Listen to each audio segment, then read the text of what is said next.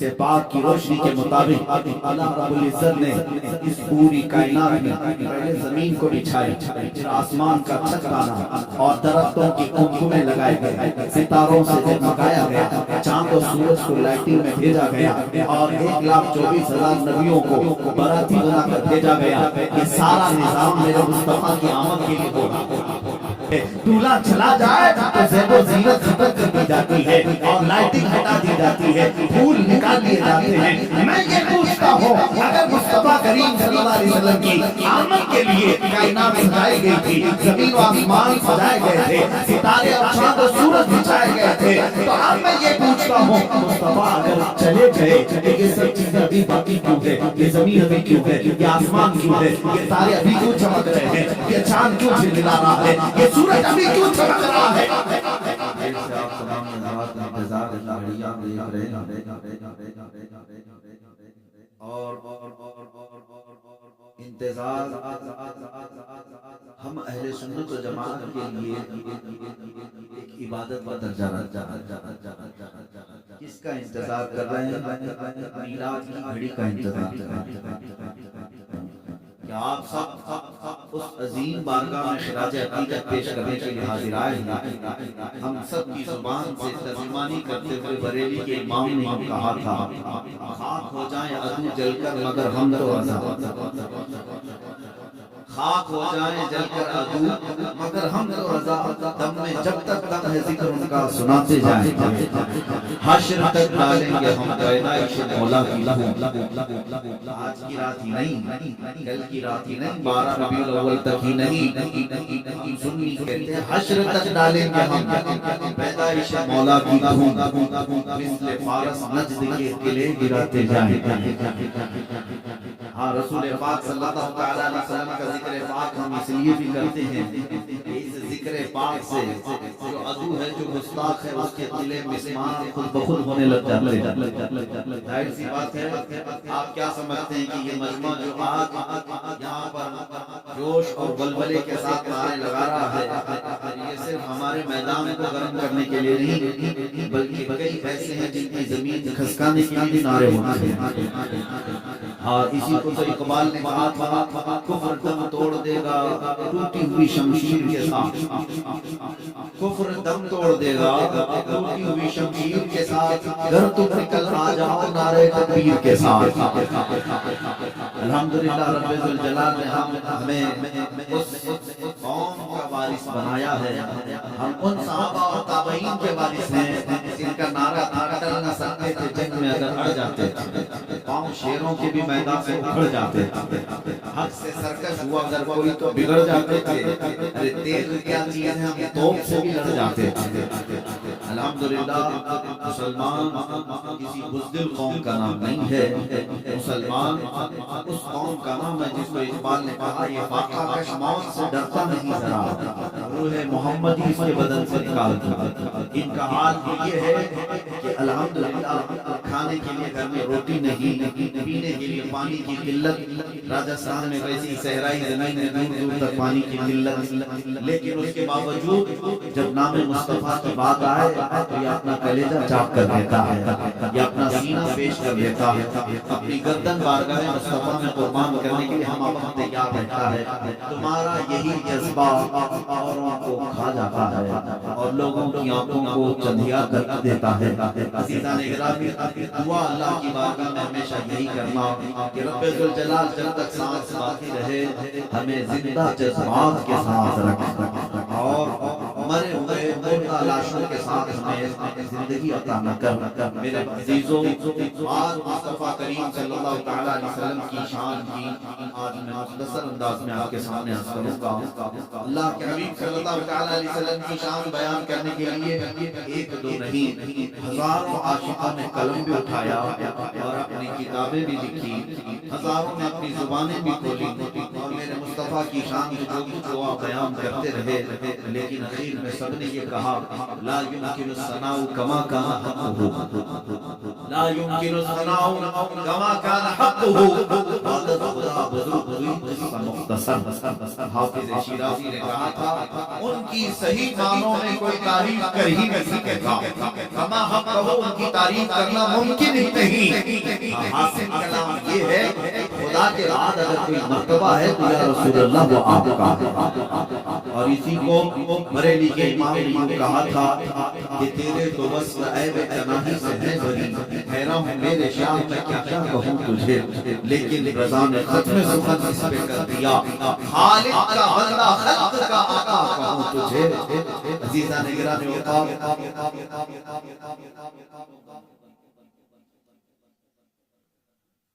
صرف ساری آواز ہے، بس ایگو کی ضرورت نہیں۔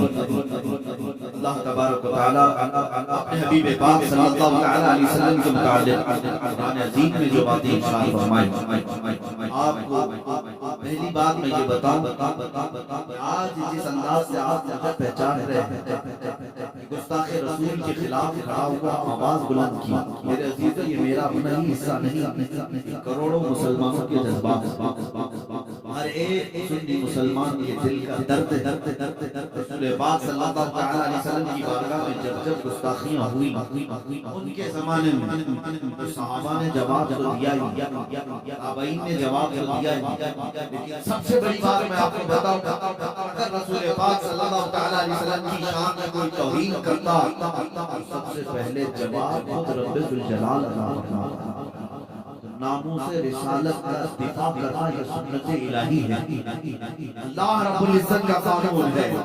آپ کو مثالیں میں بتاؤں، ایک مرتبہ میرے آقا صلی اللہ علیہ وسلم نے مکہ مکرمہ میں سارے لوگوں کو جمع کیا اور اس میں سارے کفار و مشرکین بھی تھے، دعوت پیش کی اسلام کی، فرمایا کہ میں آخری نبی ہوں اللہ کا۔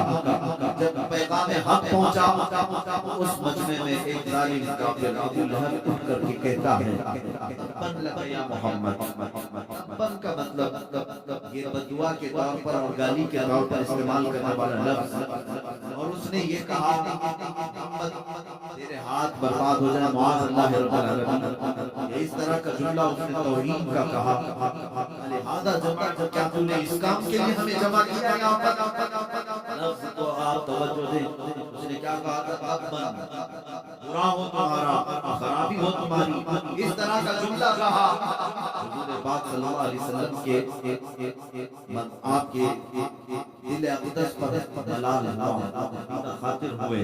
میرے عزیزوں پہلی مرتبہ کسی نے حضور کی شان میں توہین کی تھی، 40 سالہ زندگی میں کبھی کسی نے اتنی تکلیف اٹھائی، لیکن حق بات کا اعلان جس وقت میرے آقا نے فرمایا سب سے پہلے آپ کو ابو لہب ظالم نے گالی دی یا برا کہا، حضور اکرم صلی اللہ علیہ وسلم تشریف لائے، لیکن میرے عزیز جانتے ہیں حضور اکرم صلی اللہ علیہ وسلم کا دل غمگین ہو سارے لوگوں کے ذریعے سے نہیں بلکہ رحمان آیت اتارتا ہے اور قرآن میں ارشاد فرماتا ہے تبت یدا ابی لہب ما اغنی عنہ مالہ وما کسب، سورہ ابو لہب کی مذمت میں نازل ہوئی۔ اللہ رب العزت ارشاد فرماتا ہے ابو لہب کے دونوں ہاتھ تباہ و برباد ہو جائیں، اس کا مال اسے کوئی نفع نہیں دے سکے گا، اس پر جو لعنت اللہ رب العزت نے قرآن میں فرمائی۔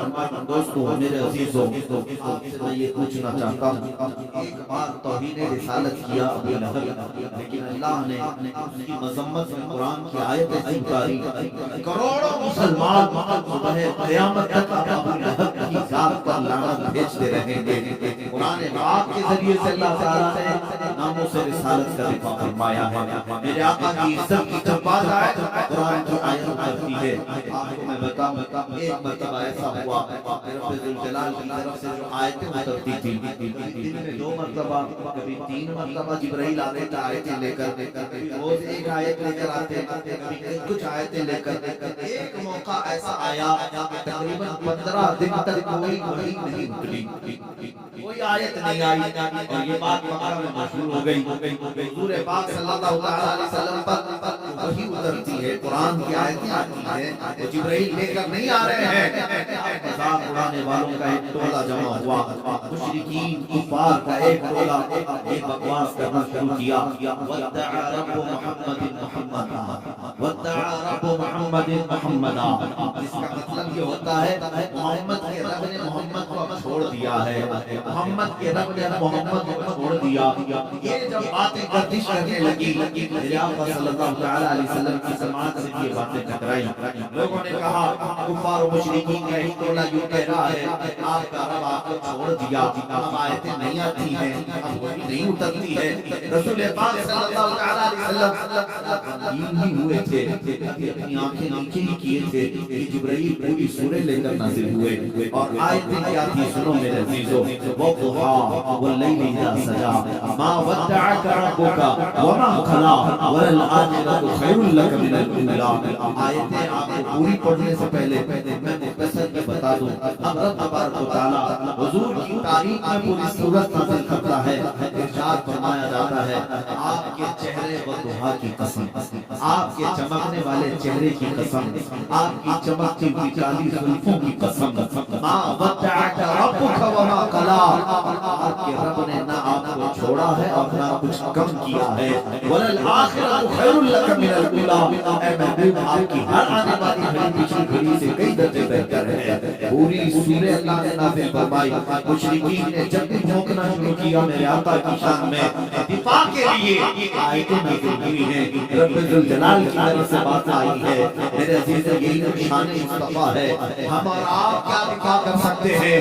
قرآن میں خود رب ذوالجلال نے میرے نبی کی عزت کا دفاع کیا ہے، اور آج میں آپ کو بتاؤں اتنی نہیں کئی آیتیں آپ کو بتاؤں، حضور پاک صلی اللہ تعالی علیہ وسلم کی بارگاہ میں لوگ جب سوال کرنے آتے اور ایسے ایسے سوال کرتے، حضور اکرم صلی اللہ تعالی علیہ وسلم کو اس طرح کے سوالات کیے جاتے جو عام انسان کے لیے نہ ہوں، اور معاذ اللہ رب العالمین خدائی کے درجے پر پہنچانے کی باتیں کی جاتی، تب اللہ تبارک و تعالیٰ نے حضور صلی اللہ تعالی علیہ وسلم سے ارشاد فرمایا قل انما انا بشر مثلکم، اے محبوب ان سے کہہ دینا میں تمہاری طرح بشر ہوں، مگر یہ کہ مجھے اللہ کی طرف سے وحی آتی ہے۔ عزیزان گرامی وقار بات یہاں بھی آتی ہے، حضور پاک صلی اللہ تعالی علیہ وسلم کی اولاد انجام، ہر مسلمان کو یہ بات معلوم ہونی چاہیے میرے آقا کی اولاد کتنی تھی، ان کی ازواج مطہرات کتنی تھی، حضور نے کتنی شادیاں فرمائی، صحابہ کی تعداد کیا تھی، عشرہ مبشرہ کتنے تھے، کون تھے،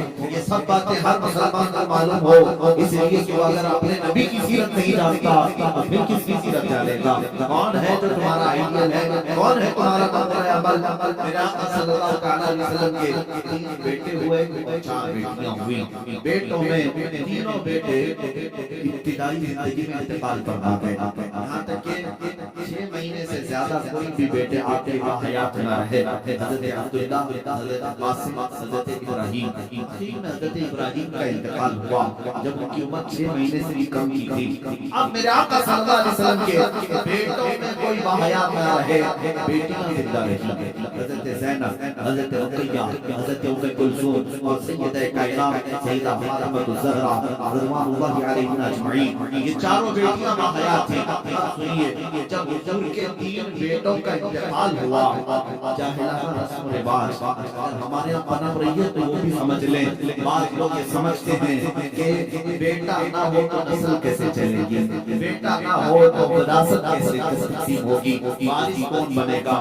یہ جہالت کی باتیں چھوڑ دو، یہی مکہ کے کافروں نے باتیں بنائی، اور سب سے بڑی بات ابو لہب نے آ کر کے یہ کہا کہ محمد ابتر ہے، ابتر کا مطلب ہوا جس کی نسل کٹ گئی، جس کی نسل ختم ہو گئی، ابتر لفظ اس نے کہا حضور اکرم صلی اللہ تعالی علیہ وسلم کو برا بھلا کہنے کے لیے، توہین رسالت کے لیے یہ جملہ استعمال کیا کہ آپ بیٹے کو سب ختم ہو گئے، اب کوئی بیٹا نہیں، نسل کہاں سے چلے گی، نسل کٹ گئی ہے۔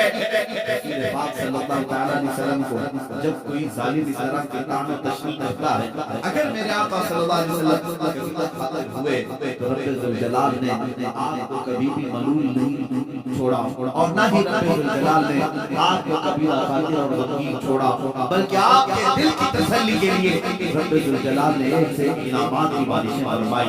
اللہ تعالیٰ نے اور پوری سورہ اتاری۔ اے محبوب صلی اللہ تعالیٰ علیہ وسلم، یہ ظالم آپ کو کہہ رہے ہیں نسل کٹی ہے، آپ اختہ ہیں، ابتر ہے، اللہ تعالیٰ نے فرمایا اِنَّا أَعْطَيْنَاكَ الْكَوْثَرَ فَصَلِّ لِرَبِّكَ وَانْحَرْ إِنَّ شَانِئَكَ هُوَ الْأَبْتَرُ۔ اے محبوب، ہم نے تو آپ کو کوثر پڑھا، ہم نے آپ کو کوثر عطا کیا ہے، آپ اپنے رب کی عبادت کریں، قربانی کریں۔ آپ کی نسل کٹی نہیں، آپ کے دشمن کی نسل کٹی ہوئی ہے۔ یہ رب ذوالجلال کی طرف سے اعلان ہوا، ان شانئک، اے محبوب بے شک آپ کا دشمن کٹی ہوئی نسل کا ہے۔ پتہ یہ چلا گستاخان رسول کے خلاف آواز دینا اور انہیں بات کرنا یہ سنت الہیہ ہے، یہ رب ذوالجلال کا قانون ہے۔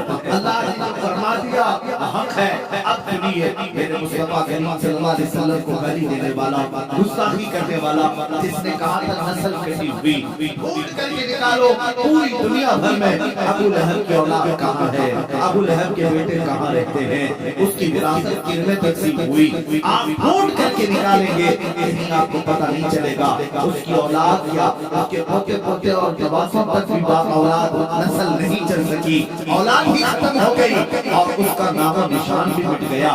ابو لہب کی جو موت ہوئی اس حالت میں ہوئی کہ اس کو سخت ترین بیماری لاحق ہوئی، یہاں تک کہ اس کو ایک گڑھے میں ڈال کر کے اس کے ہی بچوں نے پتھر اس پر ڈالے تھے، اتنے پتھر مارے گئے تھے کہ اس کا جسم پورا پتھروں سے لہولہان تھا، وہ خود مٹا، اس کی اولاد نہیں رہی۔ لیکن آؤ میرے رب ذوالجلال نے میرے مصطفیٰ کی جو شان بیان کی، اِنَّا أَعْطَيْنَاكَ الْكَوْثَرَ، اس آیت کی تفسیر کے اعتبار سے آج ہندوستان نہیں، جے پور راجستھان نہیں، بلکہ دنیا کے کسی بھی کونے میں جاؤ رسول اللہ کی آل و اولاد کی خوشبو تمہیں ضرور نظر آئے گی۔ ہر جگہ سادات موجود ہیں، سید حضرات موجود ہیں۔ یہ کس کی نسل ہے؟ یہ فاطمہ الزہرا کی نسل آج پوری دنیا میں ہے، جن کو میرے آقا صلی اللہ علیہ وسلم نے اپنی اولاد فرمایا ہے۔ عزیزان گرامی، حضور کو کہنے والے نسل کہتی ہے، وہ خود کٹ گئے، مگر میرے مصطفیٰ کی نسل آج پوری دنیا میں جس طرح محفوظ ہے، کائنات میں کسی کی نسل اس طرح سے محفوظ نہیں۔ ایک بات یاد رکھیں، حضور کی جو نسل ہے آج اس طرح کی پوری دنیا میں کسی اور کی نسل محفوظ نہیں۔ سادات کے شجرے محفوظ ہیں، ان کی نسل محفوظ ہے، اور ان کی آل و اولاد، ان کے خاندان، ان کے تمام حسب و نسب آج بھی محفوظ ہے۔ جاؤ سادات کی خانقاہوں میں وہ سارے شجرے اور تاریخ لے کر بیٹھے ہیں۔ میرے عزیزوں، اسی کو تو کہا گیا حضور پاک صلی اللہ تعالیٰ علیہ وسلم کی اولاد آج پوری کائنات میں ہے، اور یہی شان مصطفیٰ ہے جس کو اعلیٰ حضرت نے کہا تھا تیری نسل پاک میں ہے بچہ بچہ نور کا، تو ہے عین نور تیرا سب گھرا نور کا۔ عزیزان گرامی، یہ شان مصطفیٰ ہے۔ جب کبھی کسی نے حضور کی ذات پر انگلی اٹھائی تو جواب کہاں سے آیا؟ خود خدائے غنی و جبار کی طرف سے آیا۔ اللہ نے کبھی سورہ فتح اتاری، کبھی سورہ لہب اتاری، کبھی سورہ کوثر اتاری۔ اب کوثر کا معنی میں بیان کر کے حضور کی شان پاک کے چند آپ کے سامنے جھلکیاں رکھ دوں۔ کوثر کیا چیز ہے؟ کوثر کس کو کہتے ہیں؟ بعض لوگ یہی سمجھتے ہیں کوثر ایک نام ہے یا پھر حوض کوثر ہے۔ کوثر کی ہزاروں تعریفیں ہوئی اور اس کی کئی تفاسیر ہیں، کئی اس کے مفہومات بھی مفسرین نے بیان کیے، لیکن حقیقت زیادہ راجح ہے وہ میں بتاتا ہوں۔ کوثر عربی کا لفظ ہے، اور عربی میں بلاغت ایک چیز ہے، یہ سارے لوگوں کے سمجھ میں نہیں آتی۔ عربی ایک ایسا لٹریچر ہے کہ ایک ایک لفظ آتا ہے 70 معنوں کے، کبھی کبھار ایک ایک ایسے ورڈ ہیں 1000 معنی کے لیے استعمال کیے جاتے ہیں، اور عربی میں وسعت بہت ہے، ایک لفظ بول کر کئی معنی مراد لیے جا سکتے ہیں۔ کوثر کیا چیز ہے میں آپ کو بتاتا ہوں۔ عربی میں ایک لفظ ہے کثیر، کثیر زیادہ کو کہتے ہیں. قلیل کا اپوزٹ کیا ہے؟ جیسے دن کا اپوزٹ رات، سفید کا اپوزٹ بلیک ہے، کالا ہے. یہ اپوزٹ چیزوں کو میں بتا رہا ہوں. قلیل اگر کوئی چیز ہے تو تھوڑی چیز کو عربی میں کیا کہتے ہیں؟ قلیل. اور اس کا اپوزٹ کیا ہوتا ہے؟ کثیر. سمجھ میں آ رہی بات؟ میں سمجھا کر کے جانا چاہتا ہوں. کثیر قلیل کا اپوزٹ ہوتا ہے. اچھا اگر کثیر سے بھی زیادہ بولنا ہے، مثال کے طور پر 10 کے اپوزٹ میں 100 لے کر کیا ایک طرف 10 روپے ہے، یہ قلیل ہے. 100 روپے کیا ہے؟ کثیر. لیکن ہم کو اور بھی زیادہ بولنا ہے، عربی میں اس کو اکثر کہتے ہیں. کیا کہتے ہیں؟ اکثر. کثیر سے بھی زیادہ ہو. اکثر کتنا ہوتا ہے اس کی لمٹ نہیں بیان کی ہے. لاکھ بھی ہو سکتا ہے 10 کے مقابلے، 10 روپے کے مقابلے میں لاکھ بھی آ سکتا ہے. اکثر ہو گیا. اب اگر اکثر سے بھی زیادہ بولنا ہے اسے کیا کہا جاتا ہے؟ کوثر کہا جاتا ہے. ایک کثیر سے زیادہ اکثر کہتے ہیں. اس سے بھی زیادہ ہو تو اسے کیا کہتے ہیں؟ یہ 3 جملے تو یاد رکھو، 3 باتیں تو یاد رکھو. اکثر اور کوثر. یہ آیت پڑھتا اللہ نے فرمایا انا اعطیناکل محبوب، ہم نے آپ کو کوثر. کتنا ہے کوثر؟ کیسے اندازہ کر سکیں گے؟ مولا نے ہمارے نبی کو کیا دیا، کتنا دیا، اسی سے آپ اندازہ کر لیں. یہ پوری جو کائنات ہے، یہ پوری جو دنیا ہے جس میں ہم اور آپ جی رہے ہیں، یہ پوری روئے زمین، اس پر موجود پورے سمندر، اس پر موجود تمام درخت، اس پر موجود تمام چرند و پرند و جانور، اس پر موجود تمام جنات، فرشتے، ملائکہ، یہ پوری جو دنیا ہے، پوری دنیا لاکھوں کروڑوں مخلوقات اللہ کی آباد ہے. کیڑے مکوڑے الگ الگ، چرند و پرند الگ الگ، جانور الگ الگ، بہائم الگ، سمندر کی کروڑوں مچھلیاں الگ، جنات کی بے انتہا تعداد الگ، یاجوج ماجوج کی کثرت الگ الگ، آسمانوں میں رہنے والی مخلوقات الگ، ملائکہ، فرشتے، یہ تمام مخلوقات الگ الگ. ان تمام کائنات کی چیزوں کو اللہ کیا بتاتا ہے؟ قل متاع الدنیا قلیل. اے محبوبہ فرما دے یہ پوری دنیا قلیل ہے. کیا ہے؟ پوری دنیا کا سامان قلیل ہے. کروڑوں انسان بھی آ گئے، ہم بھی قلیل ہیں. پوری روئے زمین آ گئی، یہ بھی قلیل ہے. سارے آسمان آ گئے، یہ بھی قلیل ہے. ساری کائنات کے ہر ذرے سے آ گئے، قلیل ہے. رب ذوالجلال ارشاد فرماتا ہے یہ پوری کائنات قلیل ہے. کیا ہے؟ قلیل ہے. اور کائنات سے اگر کچھ زیادہ ہونا چاہیے تھا تو کثیر ہے، اور کثیر سے بھی زیادہ چاہیے تھا تو اکثر ہے، اور اکثر سے بھی زیادہ چاہیے تھا تو کوثر ہے. اے محبوب، ہم نے آپ کو یہ پوری کائنات میں موجود یہ قلیل نہیں دیا، اس سے تھوڑا زیادہ کثیر بھی نہیں دیا، اس سے زیادہ اکثر بھی نہیں دیا. اے محبوب، ہم نے تو آپ کو کوثر دیا، ہم نے آپ کو کوثر عطا کیا ہے. عزیزاں گرامی وقار، یہ شان مصطفیٰ ہے. رسول پاک صلی اللہ تعالی علیہ وسلم کو اللہ فرماتا ہم نے کوثر دیا. اسی لیے آیت میں کہا تھا حسن یوسف در عیسیٰ ید بیضا داری، آنچ ہما خوبا دارند تو تنہا داری. اے رسول پاک، آپ کو اللہ نے حسن یوسف بھی دیا، اور حسن یوسف ید بیضا. حضرت موسیٰ علیہ السلام کا معجزہ ید بیضا بھی آپ کو دیا گیا، اور حضرت عیسیٰ علیہ السلام کی مسیحائی بھی دی گئی. پھر اخیر میں شاعر کہتا ہے وہ تمام خوبیاں جو انبیاء رکھتے تھے یا رسول اللہ وہ تنہا آپ کی ذات میں اللہ نے عطا کی. اور اسی کو اعلیٰ حضرت فرماتے ہیں ذات ہوئی انتخاب وصف ہوئے لاجواب. ذات ہوئی انتخاب وصف ہوئے لاجواب.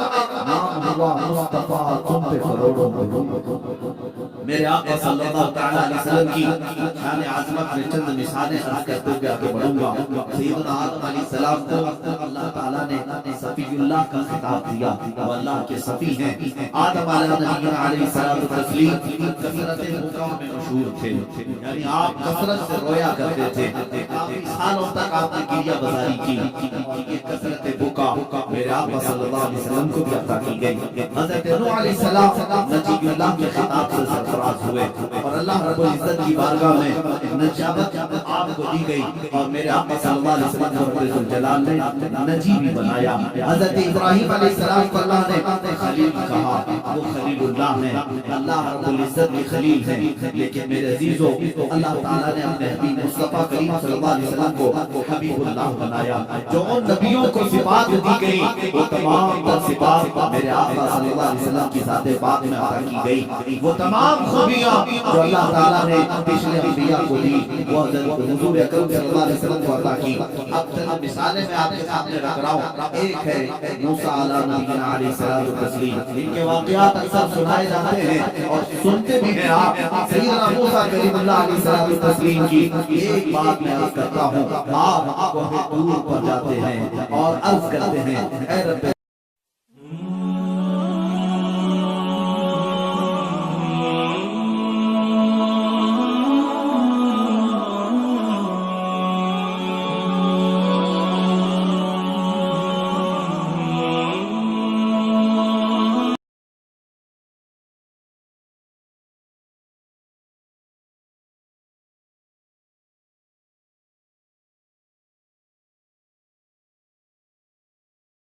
ذوالجلال، میں تیرا دیدار کرنا چاہتا ہوں، میں تجھے کھلے آنکھوں دیکھنا چاہتا ہوں۔ قرآن پاک میں ہے، رب ارینی، اے اللہ تو مجھے اپنا دیدار کرا دے۔ اور اللہ کی طرف سے جواب آتا ہے، لن ترانی، اے موسیٰ تو ہرگز مجھے نہیں دیکھ سکے گا۔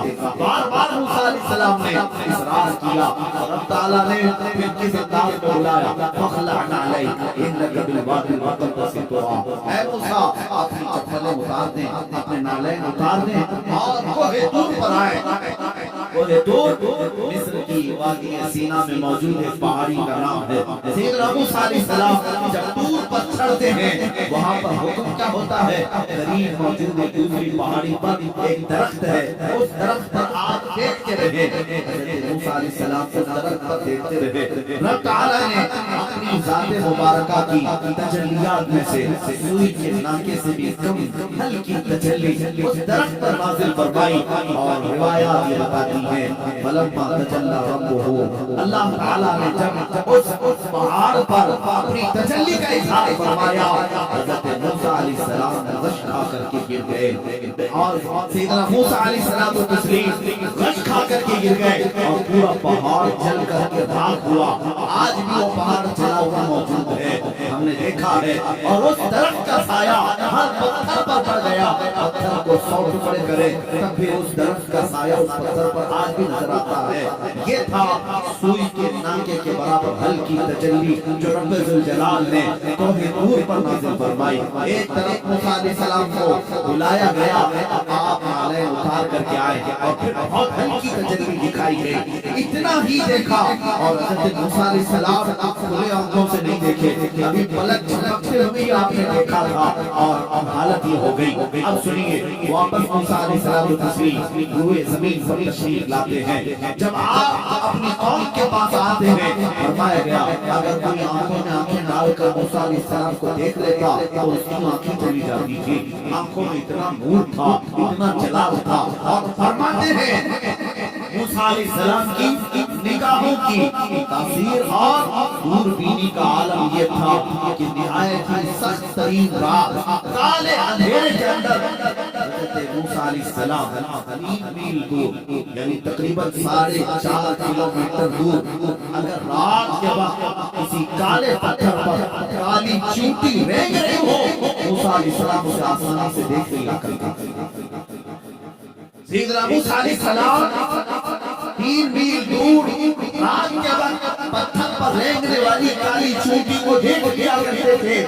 इस बात का कमाल था, वह दूर पर जो हल्की सी तजल्ली आपने देखी, ये शान मूसा है। वाओ, 26 रजब की वो तारीख याद करो जब शब मेराज होती है। मेरे आका सल्लल्लाहु अलैहि वसल्लम को आसमानों पर बुलाया जाता है, किस शान से जिब्राइल को उतारा गया और हुक्म दिया गया, ऐ जिब्राइल जाओ अपनी पेशानी को मुस्तफा के ठंडे मुस्तफा के तलवों से लगाओ। और उनकी पेशानी की ठंडक पाकर मेरे आका सल्लल्लाहु अलैहि वसल्लम बेदार हुए। और फिर कहा गया, या रसूल अल्लाह, आसमानों पर आपको बुलाया जा रहा है और रब्बे जुल जलाल आपको अपने कुर्ब की मंजिलें अता करता है। हज़रत जिब्राइल के साथ मेरे मुस्तफा की शान से है, इस तरह से नहीं कि आपको चप्पल उतारने का हुक्म आया हो, आज से आ गया हो कि नाले न उतारे, बल्कि यूं हुक्म हुआ कि आपके लिए बुराक सवारी भी भेजी गई और फिर उस पर बिठाया भी गया और मुस्तफा करीम सल्लल्लाहु अलैहि वसल्लम को हरमे काबा में पहले ले जाया गया, ज़मज़म से आपके सीने मुबारका को धोया गया, उसके बाद बैतुल मुक़द्दस की सरजमीन पर लाया गया। मेरे आका सल्लल्लाहु अलैहि वसल्लम वहाँ मौजूद थे कि जिस वक्त मेरे आका तशरीफ लाए 1,24,000 कम व बेश अंबिया वहाँ सफों में मौजूद थे। सबने मेरे आका का इस्तकबाल किया। रसूल पाक सल्लल्लाहु तआला अलैहि वसल्लम सीधे मुसल्ला की इमामत पर तशरीफ ले गए और अंबिया इकराम को नमाज पढ़ाई, इमामत फरमाई। जो नमाज थी वो अल्लाह बेहतर जाने। मेरे अजीजों, नमाज के बाद हर नबी ने आपकी शान में कसीदा पढ़ा, मेरे आका की तारीफ बयान की और यहाँ होने के बाद आसमानों का सफर किया। सातों आसमान देखे, सिदरतुल मुंतहा पहुंचे, अर्श व कुर्सी, लौह व कलम, जन्नत व दोज़ख सबके नज़ारे किए और उसके बाद वो मकाम भी आया जहाँ जिब्राइल भी आगे जाने से मना करने लगे। अब मेरा मकाम नहीं है, आप जाए मेरे मुस्तफा। मेरे आका सल्लल्लाहु अलैहि वसल्लम ला मका का भी सफर तय करते हुए रब्बुल जलाल की बारगाह में इतना करीब हुए कि कुरान कहता है मकान काब औसैन औ अदना, दो तीरों से भी कम का फासला रह गया था, दो हाथ से भी कम का फासला रह गया था रब्बुल जलाल की बारगाह में। मेरे आका सल्लल्लाहु अलैहि वसल्लम जब तशरीफ ले गए, पूछो रसूल पाक ने किस शान से देखा, अपने माजी की आंखों से रसूल पाक को रसूल पाक सल्लल्लाहु अलैहि वसल्लम मेरे आका सल्लल्लाहु अलैहि वसल्लम ने रब्बुल जलाल की बारगाह को हाज़िरी दी और ज़ात इलाही को देखा। इस अंदाज से देखा कि कुरान कहता मा ज़ाग़ल बसर व मा तग़ा, ना आपकी पलक झपकी, ना आपने आंख बंद किया, बल्कि ज़ात इलाही को पूरे माथे की आंखों से भी देखा। और जितना देखा अल्लाह बेहतर जाने, मेरे मुस्तफा जाने। वापस जब तशरीफ लाए, एक बार नहीं 9 मरतबा मूसा अलैहिस्सलाम ने वापस भेजा था। आपको वाक़या मालूम है, मैं तफसील में नहीं जा रहा। मेराज के वाक़े में जब मेरे आका सल्लल्लाहु तआला अलैहि वसल्लम रब्बुल जलाल की बारगाह से वापस आए, ऐ मुसलमान, अब मैं तुम्हें पूछना चाहता हूँ, वो मूसा अलैहिस्सलाम जो कोहे तूर पर एक हल्की तजल्ली रब्बुल जलाल की देखी जो सूर्य के नाके से भी कम थी, और उतना देखने के बाद मूसा अलैहिस्सलाम की आंखों का हाल ये था कि वो 3 मील दूर रात के वक्त किसी पत्थर पर रेंगने वाली चूंटी को देख लिया करते थे। अब मुझे बताओ निगाहे मुस्तफा का हाल क्या होगा, जिन्होंने तजल्ली नहीं, कोई जर्रा नहीं, बल्कि पूरे साथ खुदावंदी को देखा और अल्लाह रब्बुल इज्जत की जात को देख करके वापस से मेरे आका तशरीफ लाए। अब मुझे बताओ निगाहे मुस्तफा का हाल क्या होगा?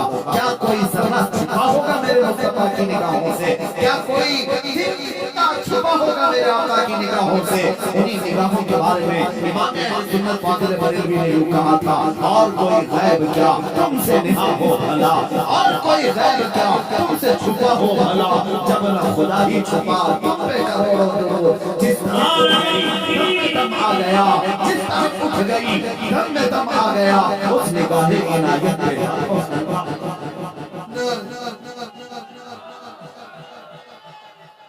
या रसूल नारे तकबीर। शान मुस्तफा रसूल पाक सल्लल्लाहु अलैहि वसल्लम तशरीफ ले गए और वापस भी आए। अब यहाँ लगे हाथों एक बार मेराज का अमल है नहीं, लेकिन है मिलाद मुस्तफा। हम मेरे आका सल्लल्लाहु अलैहि वसल्लम की शान बयान कर रहे हैं, दर हकीकत हम अपनी किस्मत को बुलंद कर रहे हैं। अज़ीज़ान गिरामी, लोग जब ये वाक़या सुनते हैं कि मेरे आका हरम काबा में गए, फिर वहाँ से बैतुल मुक़द्दस गए, 1,24,000 अंबिया की इमामत की, अक्सर अंबिया ने उसको हुजूर की शान में खुतबे पढ़े, पहले आसमान का सफर, दूसरे आसमान का सफर, 2 आसमानों के बीच में जो सफर है वो 500 साल की मसाफत का है, 500 साल की मसाफत का, 7 आसमानों का सफर, अर्श और कुर्सी, लौह और कलम, जन्नत और दोज़ख, इन सब का नजारा करना और फिर ज़ात खुदाबंदी को देखकर वापस आना। लेकिन कमाल इस बात का है कि जब सुन्नी बयान करता है तो यूं कहता है कि जंजीर भी हिलती रही, बिस्तर भी रहा गरम। यही तो हम कहते हैं ना, जंजीर भी हिलती रही, बिस्तर भी रहा गरम। अर्श गए थे आए मोहम्मद सल्लल्लाहु अलैहि वसल्लम, हुजूर पाक गए भी आए भी, लेकिन वक्त भी इतना लगा, 1 मिनट का भी वक्त नहीं था। अब जो फलसफी है, जो अकल के घोड़े दौड़ाता है, वो कहता मियां ये तो आप बेवकूफ कर रहे होंगे, ऐसी बातें उड़ा रहे होंगे, ऐसा कैसे मुमकिन हो सकता है कि इतनी छोटे वक्त में इतना लंबा सफर कैसे कर सकते हैं। मेरे अजीजों, पहले तो मैं इनको अगली जवाब ये दूंगा, आज से 100 साल पहले, 200 साल पहले भी अगर कोई ये कहता कि मैं मुंबई से जयपुर 2 घंटे में आ गया, तब भी लोग उसको बेवकूफ कहते थे, पागल कहते थे, क्योंकि प्लेन नहीं थे, हवाई जहाज का वजूद नहीं था। लेकिन आज अगर कह देंगे तो मान लिया जाता है। मेरे अजीजों, 1400 साल पहले जो मेरे मुस्तफा का सफर हुआ है वो आज तक के लोगों के अकल में आने वाली बात नहीं है, क्योंकि वो सफर का हकीकत मौजज़ा है और दूर दूर से मिलने जा रहा है। तो हम किस बात की मेरे अजीजों, अब मैं जो बात करने जा रहा हूँ तवज्जो से सुने कि कैसे हुजूर गए भी आए भी और कायनात का वक्त इतना ही रहा, कायनात में इतना ही वक्त था, 1 मिनट का भी वक्त नहीं लगा। बिस्तर भी गर्म था, दरवाजे की जंजीर भी हिल रही थी, जिससे आप वज़ू फरमा कर गए थे उससे कचरे में भी टपक रहे। इतने शॉर्ट पीरियड में इतना लंबा सफर कैसे मुमकिन? इसी तारीखों ने बड़े अच्छे अंदाज में एक मिसाल से समझाया था। आपको मैं भी बता देता हूँ, अगर आपके हाथ में कोई वॉल क्लॉक हो, घड़ी हो, आप देखें घड़ी 2 सुइयों से चलती रहती है, कभी उसमें 1 बजे, कभी 2 बजे, कभी 3 बजे। आप एक काम करना, जब घड़ी में 12 बज जाए तो उसको उठा लेना दीवार से और उसके पीछे से उसके सेल निकाल लेना, उसकी बैटरी निकाल के थोड़ी देर के लिए अपने पास रखे, घंटा भर, 2 घंटे भर, 3 घंटे भर, 4 घंटे भर, 6 घंटे तक आप उस सेल को, बैटरी को अपने पास रखना। 6 घंटे के बाद उस घड़ी में वापस सेल डाल दीजिए, वापस बैटरी चला लगा दीजिए। मैं आपसे पूछता हूँ, 12 बजे थे जब घड़ी में, तब आपने सेल निकाल लिया था, बैटरी निकाल लिया था। आप जब 6 घंटे के बाद बैटरी दोबारा डालेंगे, मुझे बताओ शाम के 6 बजे से घड़ी चलेगी या 12 बजे से चलेगी? सबको पता है 12 बजे से चलेगी। 6 घंटे ये ऑफ थी, इसलिए कि बैटरी निकाल ली गई थी, सेल निकाल लिया गया था। मेरे अजीजों की मिसाल तुम्हारे ज़हनों को करीब करने के लिए अर्ज़ कर रहा हूँ। जिस तरह घड़ी की सुइयां बैटरी निकालने से रुक जाती है, जब मेराज की शब थी, मौला अब्दुल जलाल ने जाने कायनात मोहम्मद रसूलुल्लाह को कायनात से बुलंद कर दिया था और इस कायनात से अपने दरबार में बुलाया था। तो जो निजाम यहाँ था वो जहाँ का था वही रुक गया। इसलिए कि हमारा यकीन तो ये है कि कायनात पूरी रब्बुल जलाल ने मुस्तफा के सदक़े से बनाई है, मेरे आका के सदक़े से बनाई है। इसकी सुइयां जो कायनात की चलती है वो मुस्तफा की शान से चलती है, मेरे आका सल्लल्लाहु अलैहि वसल्लम की बरकत से चलती है। और जब रसूल पाक सल्लल्लाहु अलैहि वसल्लम मेराज की शब न इस ज़मीन पर थे और न इस कायनात में थे, वो आसमानों पर गए।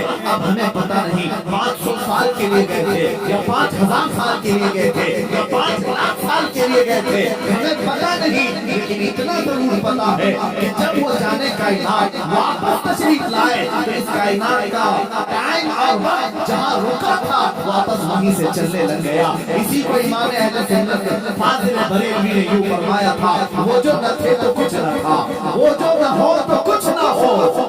बात समझ में आ रही है? वो जो न थे तो कुछ न था, वो जो न हो तो कुछ न हो। अरे जान है वो जहान की और जान है तो जहान है। पहली बार ये समझ जाओ मेरे आका सल्लल्लाहु तआला अलैहि वसल्लम रूह कायनात है, असल कायनात है, मकसद कायनात है। अगर मुस्तफा करीम सल्लल्लाहु अलैहि वसल्लम ना हो तो फिर कायनात का कोई जर्रा भी नहीं।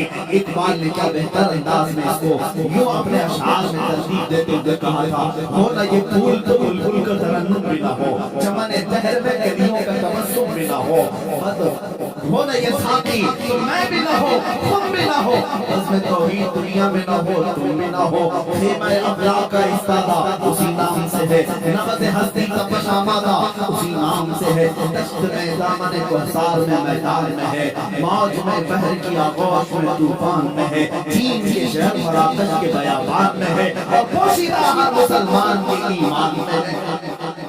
वो मेरे मुस्तफा का नाम ही तो है जो इस कायनात को चला रहा है। इसीलिए आला हज़रत ने भी फरमाया है खलीलुल्लाह को हाजत रसूलुल्लाह की, हम आगे कहते हैं सबीहुल्लाह को हाजत रसूलुल्लाह की, है नजीबुल्लाह को हाजत रसूलुल्लाह की। एक बात याद रखना, मुस्तफा बरसा खैश के दी हमाऊस, अगर पवन रसीदी तमाम दूलहवी अपने आप को नबी के कदमों तक पहुंचा दे, इसी तरह दीन है। और अगर वहां तक नहीं पहुंच सका तो पूरी जिंदगी की तरह हुजूर पाक असले कायनात, जाने कायनात, रूह कायनात। अब मेरे आका की एक शान और भी बयान करूं। मेरे अजीजों, हमारा ये जलसा यहाँ जो रौनक लगी हुई है, इसी के चलते हुए इसी को मिसाल में रखते हुए अर्ज करता हूं। आप महसूस करते हैं यहाँ पर दुनिया का एक दस्तूर है, ये स्टेज आपने सजाया, सुबह से हो सकता है सजा रहे होंगे, यहाँ पर तरतीब दे रहे होंगे, यहाँ पर बहुत सारे कारकुनान मेहनत कर रहे होंगे, फूल लगाए, स्टेज सजाए, और किसके लिए सजाए? एक मुक़र्रिब आएगा, एक खतीब आएगा, ये उलमा आएंगे। इसीलिए चले मैं दूसरी मिसाल देता हूँ। आपके यहाँ शादियाँ होती हैं, शादी में भी मंडप सजाया जाता है, हॉल में होती है आपके यहाँ, हॉल में बहुत सारी चीजें सजाई जाती रखी गई, फूल लगाए गए, हर तरह से ज़ेबो ज़ीनत किया। किसके लिए?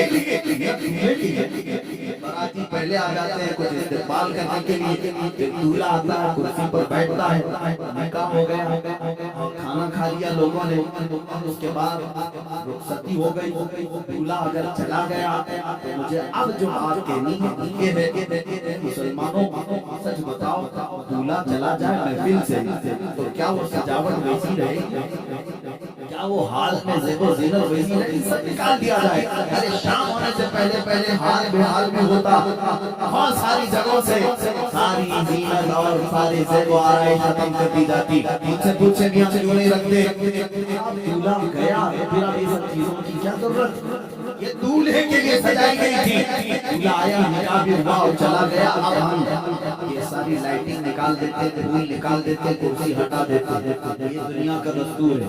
दूल्हा आने से पहले सजाया गया और दूल्हे के जाने के बाद हटाया गया, यही चलता है। अब मैं आपको बताऊं, हदीस पाक की रोशनी के मुताबिक अल्लाह रब्बुल इज्जत ने इस पूरी कायनात में पहले जमीन को बिछाया, आसमान का छत बना और दरख्तों के कुंकुमे लगाए गए, सितारों से जगमगाया गया, चांद और सूरज को लाइटिंग में भेजा गया और 1,24,000 नबियों को बराती बनाकर भेजा गया। ये सारा निजाम मेरे मुस्तफा की आमद के लिए हुआ।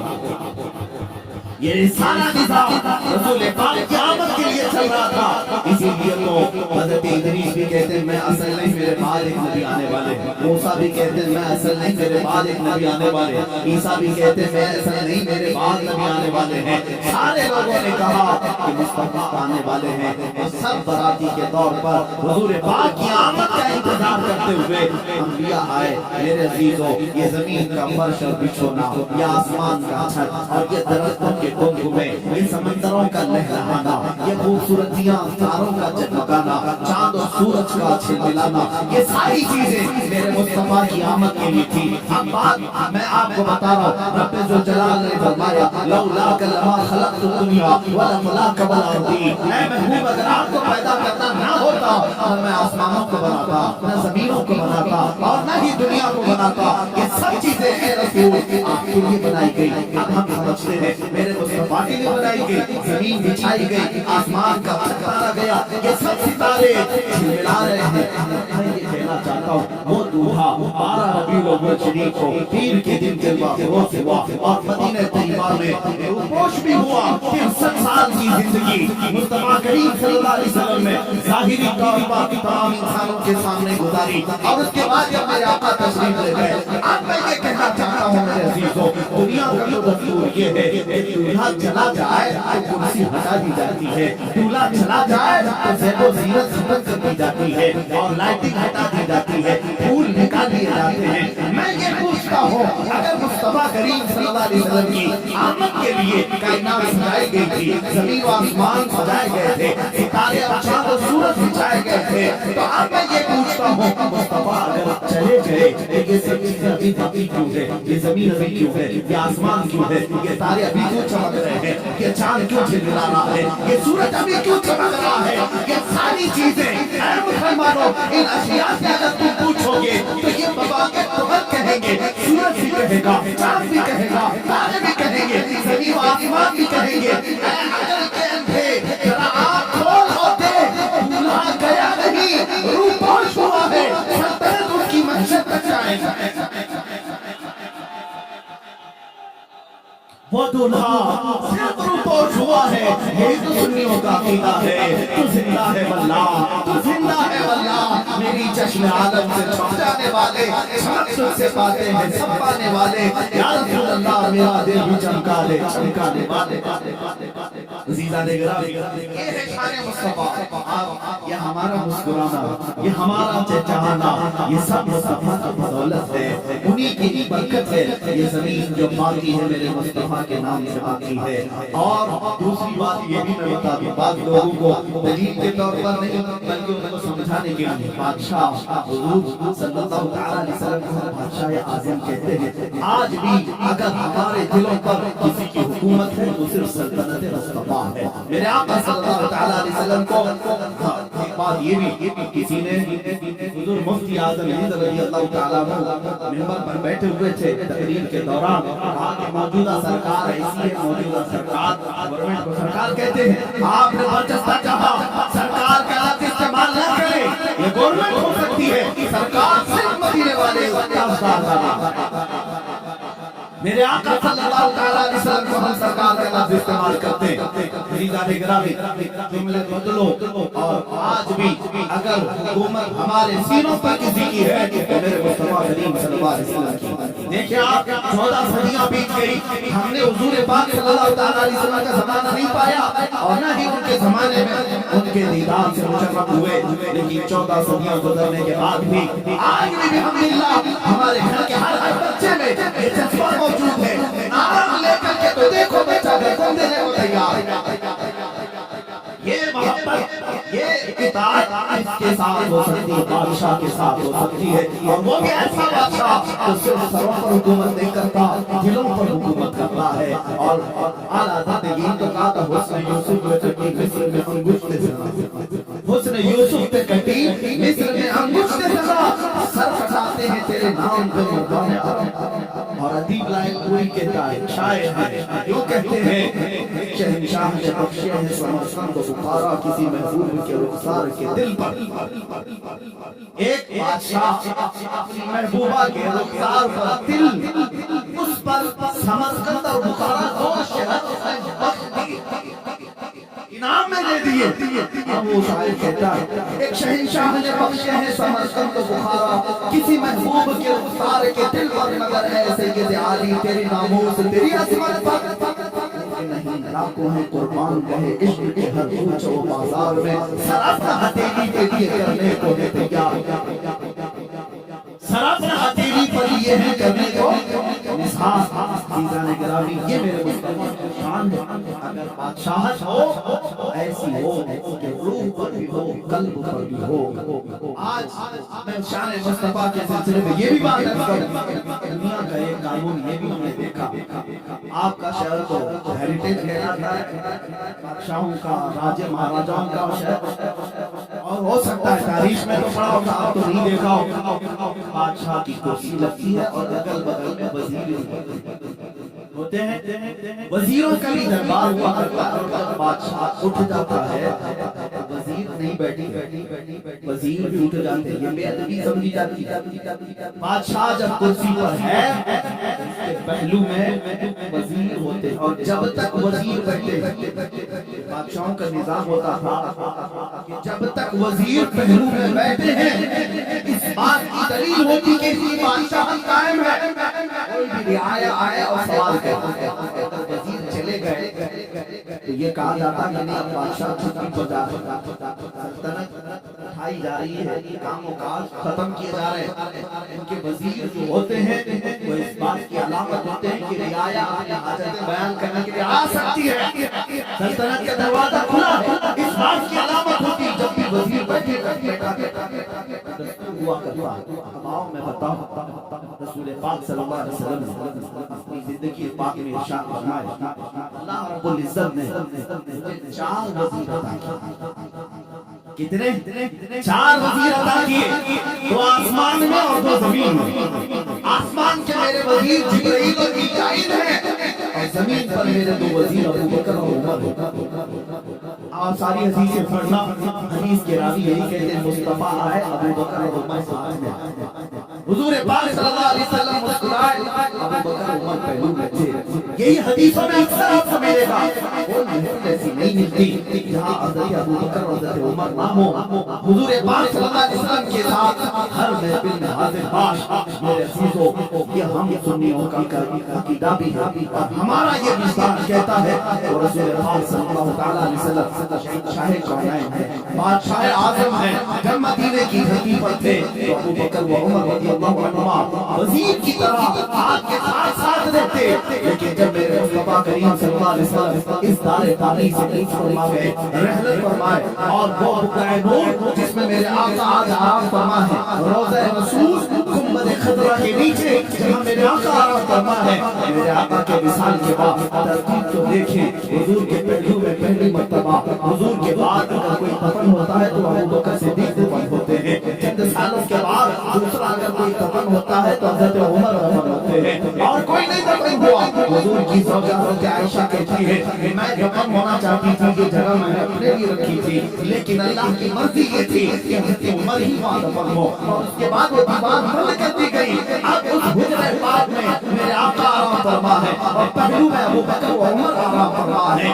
اب میں کہنا یہ چاہتا ہوں، دنیا کا دستور یہ کہتا ہے بادشاہ کے اگل بگل وزیر ہیں، تو یہ اس بات کی علامت ہوتی ہے کہ سلطنت قائم ہے اور رعایا اپنی حاجتیں لے کر آ سکتی ہے۔ میرے مصطفیٰ کا دربار مدینہ میں آج بھی اس بات کی علامت بنا ہوا ہے۔ اے سنگیوں، اے مسلمانوں، آؤ حاجتیں لے کر، اس لیے کہ بادشاہ آج بھی کرسی شہنشاہی پر بیٹھا ہے، اور بغل میں ابو بکر و عمر وزیر بن کر کے آج بھی تشریف فرما۔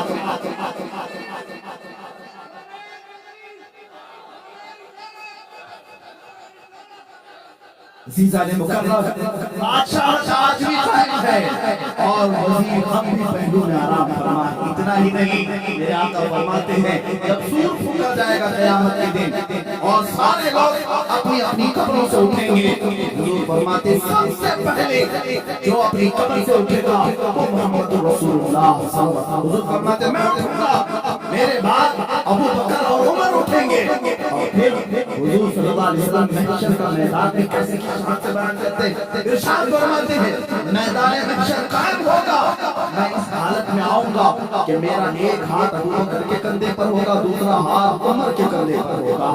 محشر کے میدان میں بھی رسول اس حال میں تشریف لائے ہیں کہ ہر کہنے والا کہے گا فقط اتنا سبب ہے انہیں قاضے بزم محشر کا، فقط اتنا سبب ہے انہیں قاضے بزم محشر کا کہ ان کی شان محبوبی دکھائی جانے والی قیامت کے دن بھی یہ دکھایا جائے گا کہ آج شان ہے اگر کسی کی تو اسی شان مصطفیٰ ہے۔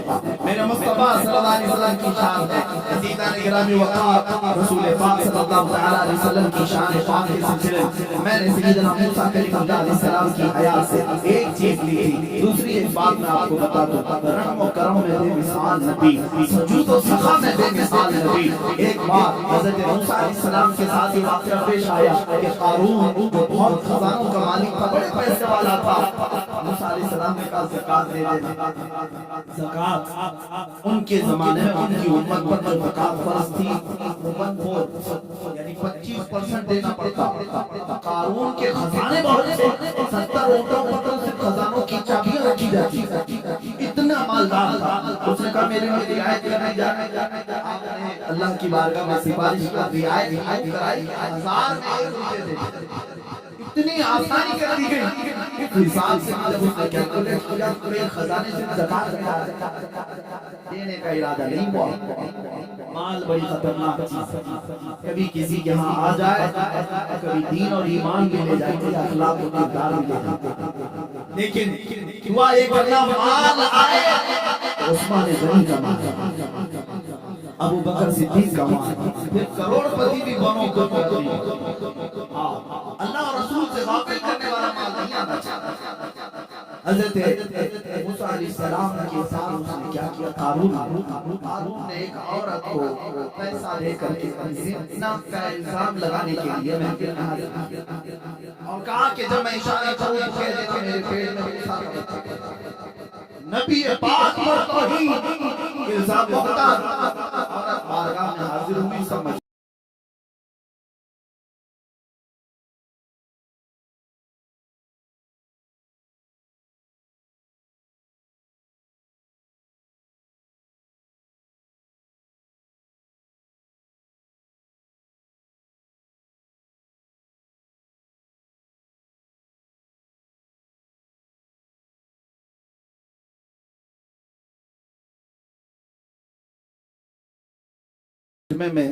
قارون کھڑا ہوا، پوچھا زنا کی کیا سزا ہے؟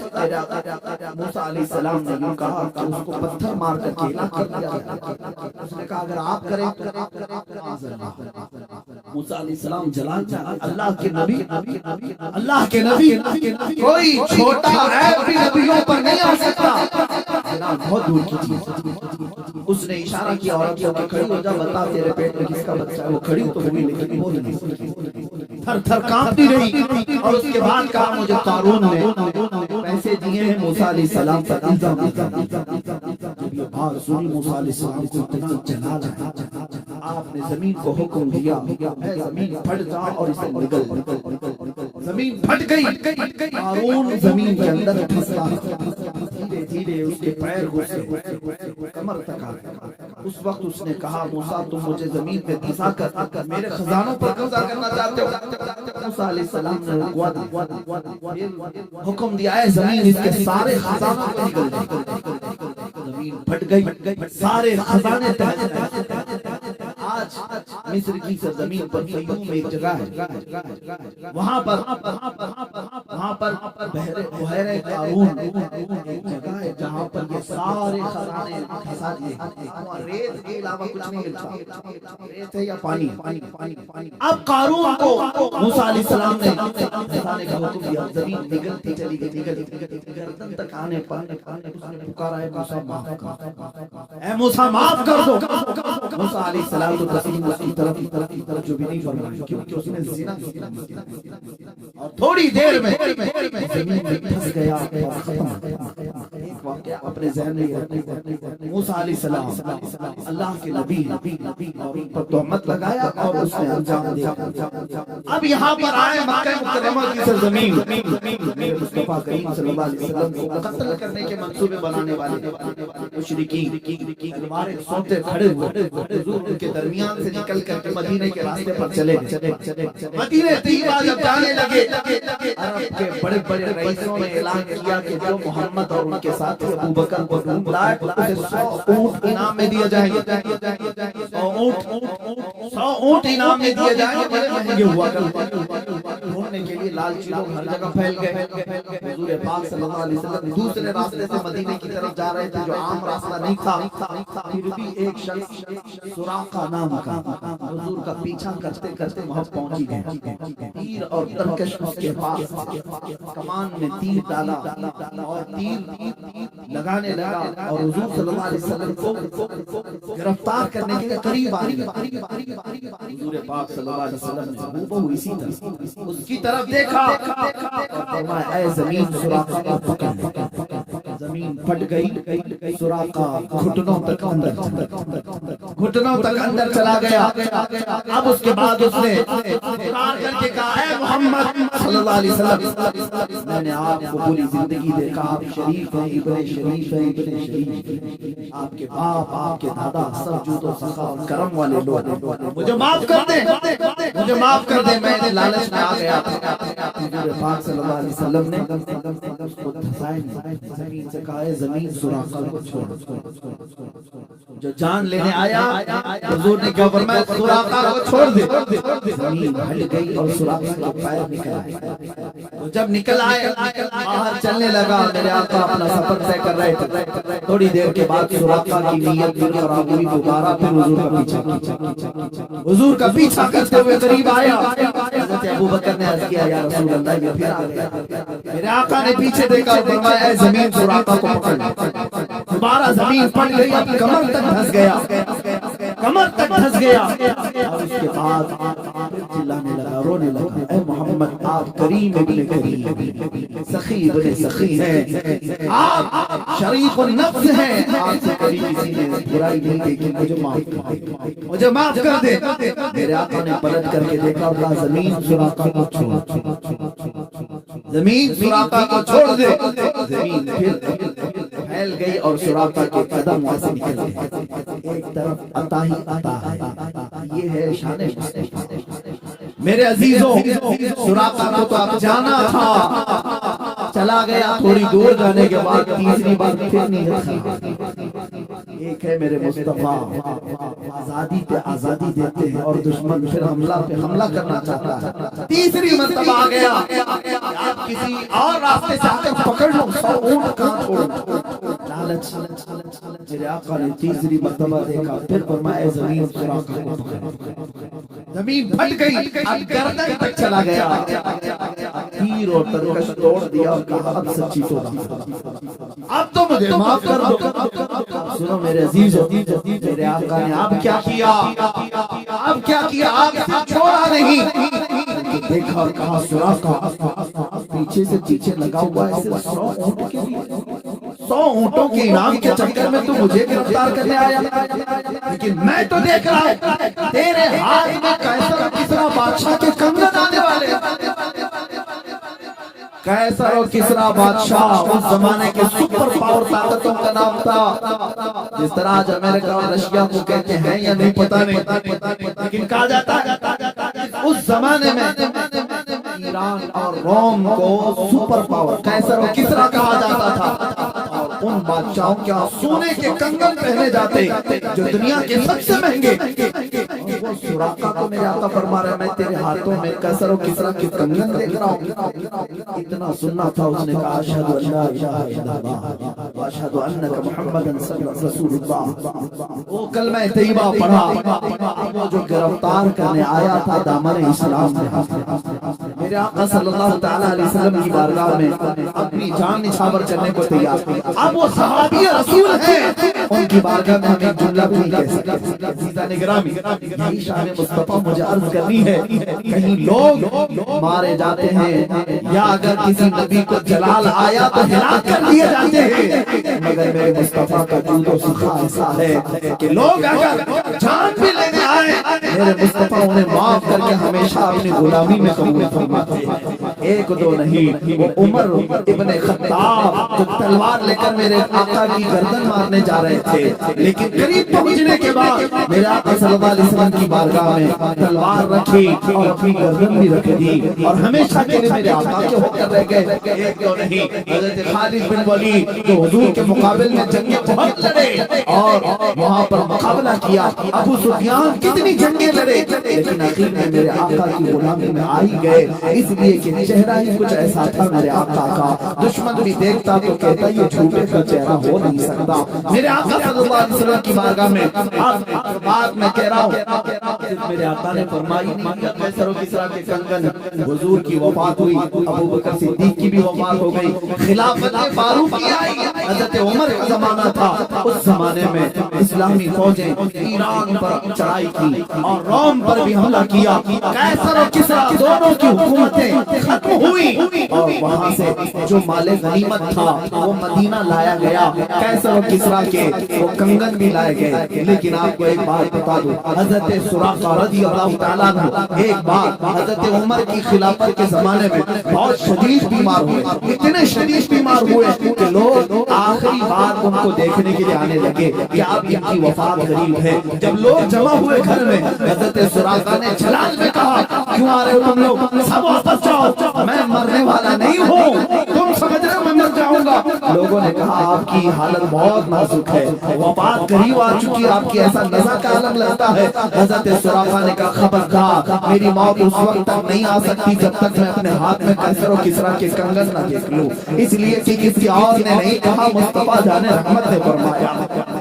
ان کی طبیعت صحیح بھی ہوئی، صحت یاب بھی ہوئے، اور حضرت عمر کے زمانے میں قیصر و کسریٰ کو فتح کیا گیا اور وہ کنگن لائے گئے، حضرت عمر کی بارگاہ میں پیش کیے گئے۔ حضرت عمر نے کہا میں نے رسول اللہ سے سنا تھا کہ یہ کنگن سراقہ کے ہاتھ میں ڈالے جائیں گے، یہ لے جاؤ مسلمانوں، یہ امانت ہے، اور لے جا کر کے حضرت سراقہ کو پہنایا گیا۔ میرے مصطفیٰ کی زبان سے جو بات نکلی وہ ہو کر رہی، چاہے دن بعد ہو، سال بعد ہو، 100 سال بعد ہو، لیکن ان کی بات یاد رکھنا، زمین ٹل سکتی ہے، زمانہ ٹل سکتا ہے، میرے مصطفیٰ کا فرمان کبھی ٹل نہیں سکتا۔ حضرت سراقہ کو کنگن ملنے کے بعد ان کی وفات بھی ہوئی۔ عزیزان گرامی وقار، میں گفتگو طویل نہ کرتے ہوئے اپنی گفتگو کو سمیٹتا ہوں۔ شان مصطفیٰ صلی اللہ تعالیٰ علیہ وسلم یہ ہے کہ ان کا خدا خود بیان کرے، اور میرے آقا صلی اللہ تعالیٰ علیہ وسلم کی دنیا میں شان یہ تھی، لوگوں نے حاتم طائی کی سخاوت بیان کی۔ حاتم طائی کے کئی دروازے تھے، جس دروازے سے آدمی جاتا اسے حاتم طائی دے دیتا تھا، نوازتا تھا، لیکن لوگوں نے کہا رسول پاک کی بارگاہ میں جب کبھی کوئی آتا تو ایک ہی دروازہ تھا۔ لوگوں نے یہ کہا ادھر ایک دروازہ اور حاتم طائی کے 7 دروازے۔ کسی عاشق نے کیا خوب جواب دیا، ایسا کیسا ہو سکتا ہے، حاتم طائی سے بڑے سخی ہیں، اس کے تو 7 دروازے تھے، ان کا تو ایک دروازہ تھا۔ عاشق رسول نے کہا میاں حاتم طائی کے 7 دروازے اس لیے تھے کہ ایک دروازے سے پیٹ نہیں بھرتا سائل کا، دوسرے دروازے پر جاتا، دوسرے میں پیٹ نہیں بھرتا، تیسرے پر جاتا، تیسرے میں پیٹ نہیں بھرتا، چوتھے میں جاتا۔ وہ 7 دروازوں کے چکر اسی لیے لگاتا کہ ایک دروازے پر پیٹ نہیں بھرتا۔ میرے مصطفیٰ کا ایک ہی دروازہ ایسا ہے، اتنا دیا جاتا ہے کیا سائل کے بعد دامن بھی تنگ ہوتا ہے۔ میرے قریب سے اگر قطرہ کسی نے مانگا، دریا بہا دیے ہیں، دربے بہا دیے ہیں۔ اس میں ایک بات میں عرض کروں، بڑی لگتی ہوئی بات ہے، میلاد قریب آ رہا ہے، ہم سب کے لیے علاج بھی ہے، دوا بھی ہے۔ میں تقریباً ہر میلاد میں اس حکایت کو بیان کرتا ہوں، سعادت الدارین میں موجود یہ حکایت ایمان فروز ہے۔ ایک غریب آدمی، مفلس آدمی، قرض میں ڈوبا ہوا پریشان حال، کئی لوگوں کے قرضے لیا ہوا آدمی تھا، اور اس کے جو قرض دار تھے انہوں نے پیسے مانگے، جب وہ دے نہیں سکا تو قاضی اسلام جو اس وقت تھے ان کے پاس مقدمہ کیا، ہمارے پیسے لیتا ہے، کھا جاتا، دیتا نہیں۔ قاضی نے بلایا، کہا کیوں نہیں دیتا؟ غریب آدمی میں پیسے نہیں دیتا، کہا یہ بہانہ نہیں چلے گا، ان لوگوں کے جو تو نے قرضے لیے، قرض میں ڈوبے ہوئے لوگ جو آتم ہتیا کرتے ہیں، خودکشی کرتے ہیں، سن لو، اس دل نہ بنو، جان تمہاری بڑی قیمتی ہے، قرض میں اگر آج ڈوبے ہو، اندھیرا آنے کے بعد گزارا ताला भी रब्बे ज़ुलजलाल ही लाती। जिंदगी में अगर अंधेरा आया तो डरना नहीं, कल की सुबह होने वाली, सूरज से निकलेगा। अब वो कर्जदार को काजी ने कहा 3 दिन का टाइम लेता हूँ, अगर इनका कर्जा दे दिया तो ठीक है, वरना तुझे जेल में डाल दूंगा, जेल में भेज दूंगा। छोटे छोटे बच्चे थे, बीवी थी, रोता हुआ बाहर निकला, एक बुजुर्ग से मुलाकात हुई, पूछा क्या बात, बताया ऐसा ऐसा मामला, कर्ज में परेशान। उस बुजुर्ग ने कहा कोई बात नहीं, दुनिया में तुझे अगर तकलीफ हुई है, काम कर, रात को जा, नमाज इशा के बाद किसी एक अंधेरी कोठरी में बैठकर कसरत से मेरे आका पर दुरूद भेज, हुजूर को याद कर और अपने गम की दास्तान हुजूर को ही सुना। उनका दरबार आज भी खुला। उसने इस बात में हिम्मत महसूस की और घर आया। रात का वक्त जैसी हुआ, नमाज इशा के बाद कपड़ा बंद करके अंधेरी कोठरी में रोने लगे। और जब किसी पर गम आ जाता है तो बेख्तियार आंसू भी निकलते। दर्द इस तरह का था कि कोई चीज उसके पास नहीं थी, बच्चों को पाले कैसे और कर्जा अदा कैसे। रोता रोता दुरूद तो पढ़ता रहा और जब काफी रात हो गई, आंख लग गई, महीन गिर गया, इस तरह पर लंबा हो गया। मेरे अजीजों, यही वो रात ख्वाब में ताजदारे मदीना तशरीफ, मेरे आका सल्लल्लाहु अलैहि वसल्लम तशरीफ लाए। वो आफ़ताब रिसालत, चमकता हुआ चेहरा, गुलाब की पंखड़ियों वाले लब, मेरे आका तशरीफ लाए, खिल गया। और ख्वाब में ही मेरे आका के कदमों में मेरे आका सल्लल्लाहु अलैहि वसल्लम ने क्या फरमाया, ऐ मेरे गुलाम, क्या तूने मुझे याद किया, क्या तूने मुझे पुकारा। एक बात हमने बुजुर्गों से सुना है, मोहम्मद को हम गमगुसारों में ढूंढो, मोहम्मद को हम बेकरारों में ढूंढो। रसूल पाक सल्लल्लाहु अलैहि वसल्लम जब किसी का दिल टूट जाए उसके हाथ में अब गरीब ने रोना शुरू किया, आका मेरे हाल सब आप बताया। आप जानते हैं मैं मुफलिस आदमी, गरीब आदमी, तंगदस्त आदमी। हुजूर की वफात के 400 साल बाद का वाकया, हुजूर की वफात के 400 साल बाद का वाकया। रोने लगा कि मैं कर्ज से परेशान हूँ, काजी ने मुझे कोर्ट में बुला करके कहा 3 दिन में अगर कर्जा नहीं देगा तो जेल में डाल दूंगा, मेरे बच्चों का क्या होगा, मेरी बीवी का क्या होगा। रसूल पाक सल्लल्लाहु अलैहि वसल्लम साहब आता है, वो किसी को मायूस नहीं करते। इरशाद फरमाया एक काम कर, कल सुबह उठने के बाद शहर में चले जाना, शहर में बादशाह का एक वजीर है, उसका फला नाम मेरा बड़ा आशिक है, मेरा बड़ा आशिक है, उसके पास जा करके कह देना कि तुझे रसूलुल्लाह ने भेजा और जितने माल की जरूरत है उससे ले लेना। मेरे आका ने उस गरीब ने, उस मुफलिस आदमी ने पूछा, या रसूल अल्लाह, बादशाह के वजीर का दरबार बड़ा, लोग बड़े आते हैं, मैं जाऊं तो मेरी कोई हैसियत नहीं, मैं गरीब फकीर आदमी और कह दूं कि रसूलुल्लाह ने भेजा, सबूत तो मैं क्या दूं, कोई प्रूफ क्या मैं प्रूफ दूं। सुनिए मेरे अजीजों, अल्लाह के नबी ने फरमाया अगर वो तुझसे सवाल कर ले इतना कह देना, उसके और मेरे बीच में एक राज की बात है जो कोई नहीं। हुजूर ने राज की बात बयान की, जो वजीर है उसका एक राज है जो मैं तुझे बताता हूँ। उसने आज तक अपनी बीवी को नहीं दी, रोजाना रात को सोने के बाद सूरज निकलने से पहले पहले तक 1000 बार मुझ पर दुरूद भेजता, हर रात को छुप करके 1000 बार दुरूद भेजता है। लेकिन उसके पास जाना, ये कहना कि ऐ वजीर, कल की रात तूने दुरूद पढ़ना भूल गया और सो गया गफलत में, कल की रात तूने दुरूद नहीं पढ़ा, जाकर के इतनी बात कह। मेरे आका ने फरमाया अब ये गरीब आदमी वजीर के दरबार में आया और आने के बाद कहा मैं आपसे अपनी हाजत लेकर के आया हूँ, मुझे रसूलुल्लाह ने भेजा। वजीर ने कहा कि मियां आज लोग बड़ी बात करने लगे, मांगना भी है तो सही से नहीं मांगते, ऐसी बात करते, हुजूर ने भेजा ऐसे तू कहता है। फकीर ने कहा, बड़े उसको यकीन था, उसने कहा हाँ मुझे नबी अकरम सल्लल्लाहु अलैहि वसल्लम ने ये भी बताया रोजाना सूरज निकलने से पहले पहले तो 1000 बार दुरूद पढ़ता है और कल की रात भूल गया, गफलत में सो गया। इतना सुनते ही वो अपनी कुर्सी से उछल आया और कहा ये बात نے اپنی بیوی کو تک نہیں بتائی، کسی کو نہیں معلوم، اور اگر تو جانتا ہے تو آج تو میں کامیاب ہو گیا، آج تو میں کامیاب ہو گیا۔ اب مجھے یقین ہوا کہ میرا درود حضور تک پہنچ بھی رہا تھا، میرے آقا سن بھی رہے تھے۔ اے آنے والے بتا تجھے کیا چاہیے؟ اس نے کہا میرے لیے یہ حاجت ہے۔ اس وزیر نے کہا ایک تو نہیں، میرا پورا خزانہ تیرے لیے ہے۔ آج تو نے جو بشارت لائی ہے، آج جو خوشخبری لائی ہے، وہ میری زندگی کی معراج ہے۔ جس مصطفیٰ کے لیے میں رات رات بھر بیٹھ کر کے درود پڑھتا تھا، ایک غریب نے میرے مصطفیٰ کی بشارت میرے گھر تک لائی ہے۔ عزیزان گرامی وقار، وہ خوش ہو کر بہت سارے مال سے نوازا۔ سنو، ابھی واقعہ ختم نہیں ہوا، اصل بات تو یہاں شروع ہوتی ہے۔ اب وہ لے کر کے آیا، 2 دن بھی نہیں گزرے تھے، قاضی اسلام کے پاس آیا اور قاضی صاحب سے کہا ان قرضداروں کو بلاؤ جو مجھے بار بار قرض کا تقاضا کرتے ہیں، مال کا تقاضا کرتے ہیں۔ انہیں بلایا گیا، قاضی اسلام عدالت کی کرسی پر بیٹھے اور اس کے بعد اس مفلس اور غریب نے کہا آج جس کا جتنا قرض ہے سب دینے کو تیار، مال بھی میرے پاس ہے، پیسہ میرے پاس ہے، سب دے دوں گا۔ قاضی نے اس کی بات دیکھی اور سنی تو کہا بیٹھ جا کرسی پر تھوڑی دیر کے لیے۔ تھوڑی دیر بٹھانے کے بعد اب قاضی جو مقدمے میں شروع میں 3 دن پہلے جیل کی دھمکی دیا تھا، اب کہتا ہے اے مفلس غریب آدمی، آج کی عدالت میں فیصلہ بدل گیا ہے، تیرا قرض میں اپنی جیب سے ادا کروں گا، تیرا قرض میں اپنی جیب سے ادا کروں گا۔ وہ کھڑا ہو گیا، پوچھا 3 دن پہلے تو تم مجھے جیل میں ڈالنے کی دھمکی دے رہے تھے اور آج اپنا قرضہ، میرا قرضہ تم اپنی جیب سے دینا چاہتے ہو؟ یہی بات 3 دن پہلے بھی کر سکتے تھے۔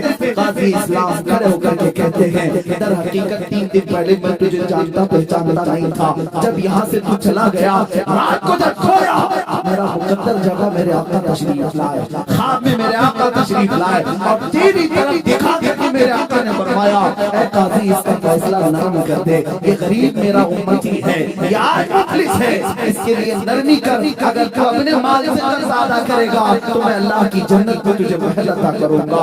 اے غریب، اے مفلس، میں یہ سودا تیرے ہاتھ نہیں بیچنا چاہتا، میں تیرا قرض خود اپنے ہاتھوں سے ادا کروں گا۔ اب قاضی اسلام بتاؤ، کسی کورٹ کا جج کھڑا ہو کر کے کسی مجرم کی طرف سے صفائی دے رہا ہو اور اپنا قرضہ بھی دے رہا ہو، ایسا سننے کو نہیں ملتا۔ جب قاضی اصرار کرنے لگا اور یہ مفلس آدمی غریب آدمی خود دینے پر اصرار کرتا رہا، یہ دونوں کی تکرار چلتی رہی اور جو مجمع میں قرضدار بیٹھے ہوئے تھے سب اپنی کرسیوں سے کھڑے ہو گئے۔ کہا قاضی صاحب آپ بھی رہنے دیں، یہ بھی رہنے دیں، ہم نے اپنا قرضہ معاف کر دیا اور اب بھی اس کو اگر ضرورت ہے تو ہم زندگی بھر اس کو قرض دیتے رہیں گے، ہمیں معلوم نہیں تھا کہ میرے مصطفیٰ کی بارگاہ میں اس کا یہ مقام ہے۔ عزیزان گرامی، وہ عدالت کے اس جلسے سے نکلا شادہ و فرحاں ہو کر کے، خوشحال ہو کر کے، اسی واقعے کی طرف میں اشارہ کرتے ہوئے عرض کرتا ہوں وہی تو دربار ہے، وہی تاجدار مدینہ ہے جن کی سخاوت کا عالم یہ ہے میرے کریم سے گر قطرہ کسی نے مانگا، دریا بہا دیے ہیں، دربے بہا دیے ہیں، واہ کیا جود و کرم ہے، شہ فتح تیرا نہیں سنتا ہی نہیں مانگنے والا تیرا۔ اے مسلمانوں، میلاد مصطفیٰ آ رہی ہے، اپنے غموں کی داستان اگر کسی کو سنانا ہے تو اپنے آقا و مولا تاجدار مدینہ کو سنایا کرو، حضور کی بارگاہ میں پیش کیا کرو، یا رسول اللہ کی غریب امت آج ان پر ظالم اگر سوار ہیں تو ان کا ظلم آپ کی دعا سے ٹل سکتا ہے۔ میرے آقا اگر رحم فرمائے، اللہ کی بارگاہ میں سفارش کرے، یقیناً یہ حالات جو ابتر ہیں وہ بہتر ہو سکتے ہیں۔ عزیزان گرامی، کون دیتا ہے دینے کو منہ چاہیے، دینے والا ہے سچا ہمارا نبی، سب سے اعلیٰ وہ اولا ہمارا نبی، سب سے بالا وہ والا ہمارا نبی، کچھ کئی جیسی آگے سبھی مشعلے شمع وہ لے کر آیا ہمارا نبی، سب چمک والے اجلوں میں چمکا کیے، اندھے شیشوں میں چمکا ہمارا نبی۔ یہ شان مصطفیٰ ہے۔ عزیزان گرامی وقار، یہ کائنات میں مسلمانوں کے لیے آج بھی وہ دروازہ کھلا ہے، ہم کیوں در بدر کی ٹھوکریں کھائیں، ادھر ادھر جائیں اور اپنے غموں کی داستان کبھی اس کو سنایا، کبھی اس مالدار کو سنایا اور ذلیل و خوار ہو کر کے نکلتے رہے۔ ایک دربار میرے آقا کا ایسا ہے جہاں چور بھی چھپتا ہے میرے آقا اس پر دامن رحمت ڈال دیتے ہیں. ڈھونڈا ہی کرے صدر قیامت کے سپاہی وہ کس کو ملے جو تیرے دامن میں چھپا ہو. آتا ہے فقیروں پہ انہیں پیار کچھ ایسا خود بھیگ دے اور خود کہے منگتے کا بلاؤ. عزیزان گرانے وقار رسول پاک صلی اللہ تعالیٰ علیہ وسلم کی یہ شان پاک کبھی ختم نہیں ہوگی. بیان نامکمل ہی رہے گا اس لیے کہ جن سب کے قلم ٹوٹ گئے اور یہاں پر صفحے اس میں صفحے سیاہ ہو گئے مگر شان رسالت بیان نہ ہو سکی. آپ کو میں شورائے بارگاہ رسالت کی بات عرض کرو. میرے آقا کی شان میں کبھی حسان بن ثابت سے کہتے تھے وَأَحْسَنُ مِنْكَ لَمْ تَرَ قَطُّ عَيْنِي وَأَجْمَلُ مِنْكَ لَمْ تَلِدِ النِّسَاءُ. آپ سے زیادہ حسین یا رسول اللہ میری آنکھ نے دیکھا ہی نہیں. یہ صحابی رسول کہہ رہے ہیں, کوئی سے بریلی والا نہیں. صحابی رسول کہہ رہے ہیں آپ سے زیادہ حسین میری آنکھ نے دیکھا نہیں. یا رسول اللہ حقیقت تو یہ ہے آپ سے زیادہ خوبصورت کسی ماں نے آج تک جنا ہی نہیں. یہ حسان بن ثابت کہہ رہے تھے. اور امام شرف الدین بوصیری اسکندریہ کی سرزمین سے یوں کہتے ہیں هو الحبیب الذی ترجى شفاعته لكل حول من الاهوال والتهیم. یا ربی بالمصطفى بلغ مقاصدنا واغفر لنا ما مضى یا واسع الکرم. کبھی کسی شیرازی نے ایران کی سرزمین سے پکارا لا يمكن الثناء كما كان حقه. عادت خدا بزرگ کوئی قصہ مختصر اور سادی شیرازی نے کہا بلغ العلا بکمالہ کشف الدجى بجمالہ حسنت جمیع خصالہ صلوا علیہ وآلہ. اور فارسی کے مشہور شاعر عاشق رسول علامہ جامی کہتے ہیں جنم فرسودہ جاں پارا ز ہجراں یا رسول اللہ. تنم فرسودہ جاں پارا ز ہجراں یا رسول اللہ. دلم پز مردہ آوارا ز عصیاں یا رسول اللہ. چپا سوئے شفاعت را کشائی بر گنہگارا مکن محروم جامی را درا آن یا رسول اللہ. شاعروں نے اپنی اپنی مثال کے مطابق عرض کیا. اب آؤ وہ شاعر مشرق